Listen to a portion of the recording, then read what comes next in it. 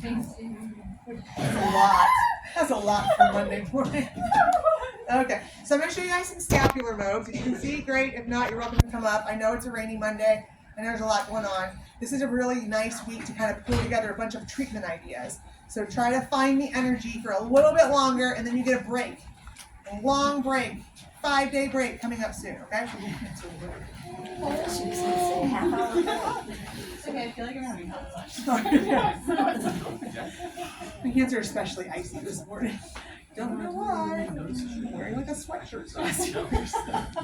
Okay, scapular mobs. I'm going to show you the way I like to mobilize, but then I'm also going to show you some ways you can try to help when there's either a frozen shoulder and they're hypomobile. Remember, sometimes they'll be hypermobile, but also just when you're dealing with any kind of scapular mechanics. So this is not a mob that is specific to frozen shoulder. I want to make that clear. It's also, if you work in a clinic that doesn't allow mobs for PTAs, this might be okay, just like a patellar mob is okay, because you're not mobilizing a capsule, you're really mobilizing to increase mobility, which would be more, I don't know what they would word this as, scapular retraining, because what we're going to also do as we do the scapular mobs is work on putting the mechanics together with shoulder elevation and the scapular mobility. All right, so you'd have to kind of figure that out. This is good, quick conversation as we go into the mobilization section, because with first rib mob and glenohumeral joint mobs, you can't get around it. Those are mobilizations. Those of you that end up working for big hospital systems, they may or may not allow you to do mobs as a PTA.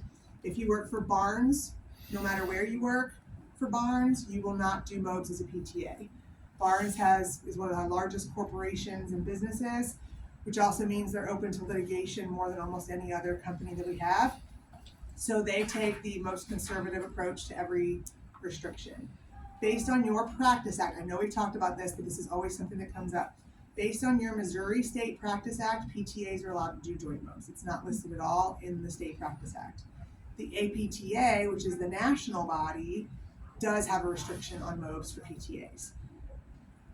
They feel like there's a constant reassessment that's going on, and there is, but it's a stretch. It's a stretch.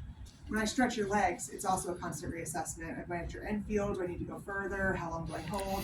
So Julie and I have always been of the belief and tried to push it through the APTA to get mobs. My point there is hospital-based systems often have to respond to a national standard, and the only national standard we have is APTA. Practice Act is not national, it's regional.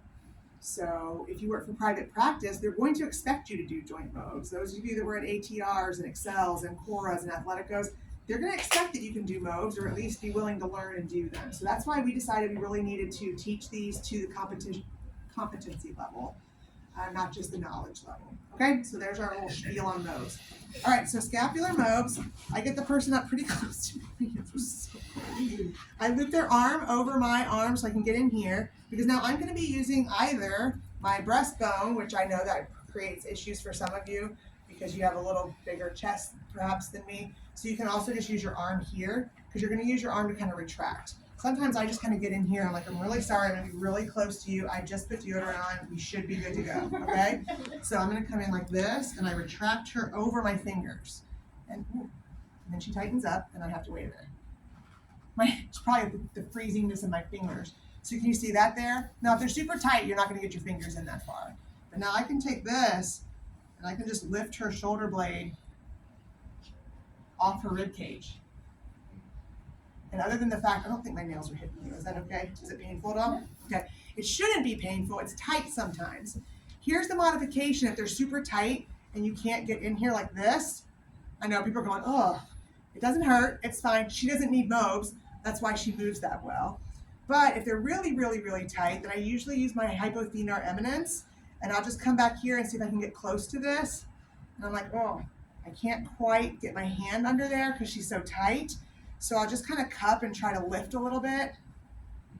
I'll also do some massage like this, just trying to see if I can release the scapular muscles enough to get my fingers in there.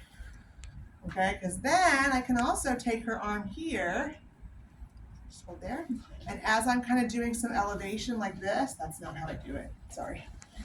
I can come down here now after I've loosened it, and I can bring her into flexion and try to pull that inferior angle up, and then bring her back down and push it down and in. for downward rotation. Bringing that arm up. I was just ignoring the rhythm. Come back down. Bring it all the way up part way. Come back down a little and release it. Okay. So what I've done is tried to loosen up a tight scapula, and then I'm trying to see if I can create that motion in the scapula that I want it to be doing for her proprioception. Okay? I just didn't know that Mm-hmm. Scapular mobs are awesome. I'm gonna have Kat try them on me. I got a big old knot under my right scapula. Okay, first rib mob I'll show you again because you sit up on the side of the bed. First rib mob, again, it goes right under the clavicle. And so I'll teach you how I did this, even not knowing if I was feeling it. I can feel it on Kat very easily. I use the first MCP, and I'm going to give just a little slack on the head, which loosens up all this tissue that's here. There we go. And then I'm using this, and I'm just mobilizing in an inferior direction. There it is. Oh, tight about that. Oh, no, that's good. Now I know what I'm feeling for. Early on, I was like, I know it's there. I'm just pushing on it to see if that helps. Because there's a lot of soft tissue here. And so when you first feel down, you're going to be like, I think I'm just feeling soft tissue. So you can try it. You're not going to hurt anybody with it. I just don't know that you're actually going to feel it just yet. Okay? Let's go straight into glenohumeral mode since we're doing our frozen shoulder unit. Let's have your head down here on your back, please. It's hard to do this and allow you guys to see very well. You might want to shift a tiny bit. I'm going to be right here. Okay, with glenohumeral joint moves, ideally what you should be doing is applying just a little traction. Just a little traction, okay? So picture the joint like this. The traction just gives a little gap, so when I then go to push, I'm not just necessarily pushing into bony prominences. All right? Most clinicians will take the arm. I like to cup it this way because I can pretty much control her arm here, okay? But I can also have a hand here, which can provide a little traction, and then I have a hand available to mobilize, all right? Usually you take them up into a point of their little bit of a restriction. You don't have to go all the way up, but kind of like a contract relax, if you will. You go to the restriction. I'm gonna feel her acromion, drop off it, and then I use this little web space like this, and I'm going to mobilize that way. So once I put her in this position, you guys will be able to see what I'm doing, but not exactly how I'm doing it. So I can use her epicondyles here to kind of provide the traction. Here's her acromion. I drop off. I like to, again, hook my elbow because then I can mobilize with my body versus having to push with my arm. Okay, little traction. And right now I'm just doing little ones. Twos is a little deeper, a little slower. Threes, I'm going to go all the way. If this hurts, let me know because you don't need this. Feels good. Okay, I go to end range. I can't push anymore. I back off pretty much all the way. End range, back off, end range, back off. And then I'll show you a 4. Notice how when I do this, nothing here is moving. I'm stabilizing here because I want this oscillation of the arthrokinematic motion. Okay, so a 4, I go to her end range. And I'm oscillating at that very end range. Okay? So that would be an inferior glide to help with flexion or abduction or scaption or any kind of elevation. When you do an AP for a posterior mode, which would help which motion?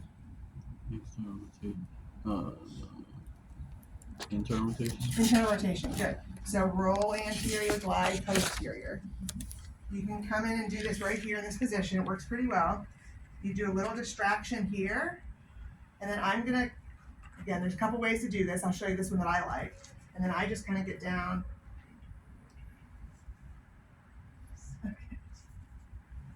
Okay, so I use my hand as kind of a fulcrum when I put it here and I hold her arm up. I'm pulling out with this arm just a little bit to get the distraction. And then I'm using this one here and I'm oscillating down. If you're not comfortable putting your chest on somebody, I get it. That's fine. It's just gonna be a lot more muscle force. So what you may need to do then is I'm gonna put your arm down here so we don't hit you.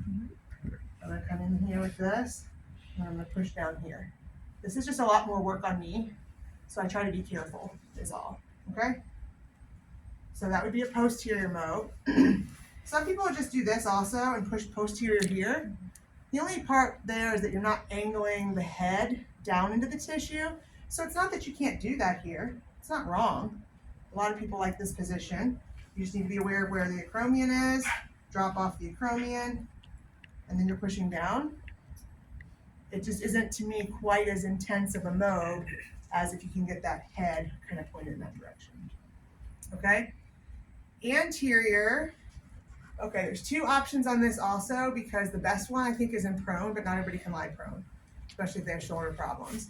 So I'm going to show you, follow me for just a minute. If I could pull this is my clavicle, this is my humerus. I'm wanting the humerus to come forward, right? For an anterior mode. Relatively, it's the same whether my humerus comes forward or my clavicle goes posterior. Can you see that? So if I wanted to do an anterior mode here, I could actually get in here, more over the AC joint, and glide that posteriorly to get a little bit of a relative anterior glide on the shoulder. I have a lot of friends that really love this one. I feel like it's better than nothing, but it doesn't isolate and really push forward on the anterior capsule very well.